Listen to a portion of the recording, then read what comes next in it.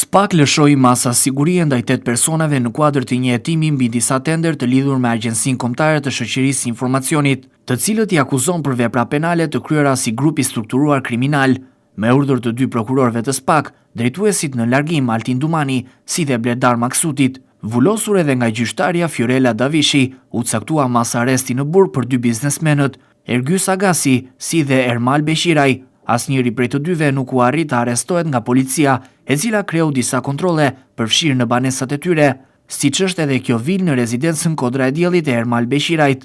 Nuk dihet nëse biznesmenët janë në Shqipëri apo e kanë lënë vendin. Sipas njoftimit zyrtar të SPAK, të dyshuarit kanë përcaktuar kritere jo sipas ligjit për të favorizuar në tender disa kompani kundrejt të tjerave. 2 biznesmenët Ergjys Agasi si dhe Ermal Beshiraj dyshohet se kanë marrë peng përfaqësues të kompanive pjesëmarrëse në tender që të heqin dorë nga ankimet për procedurat e tenderimit, duke i hapur rrugën kompanive të paracaktuara, për të cilat shqyrtimi i ankimimit mund të sillte edhe ndryshimin e renditjes së listës së fituesve, sqaron SPAK. Sipas burimeve, kompanitë e favorizuara ishin të lidhura me biznesmenin në kërkim Ermal Beshiraj. Agasi dhe Beshiraj akuzohen për konkurrencë të palishme përmes dhunës, heqjen e palishme të lirisë, shkeljen e barazisë në tender, pastrim parash, si dhe grupi strukturuar kriminal, pezullim nga detyra dhe ndalim për të dalë jashtë vendit, u mor edhe për zëvendësdrejtorin e policisë së Tiranës, Erion Ismailajn.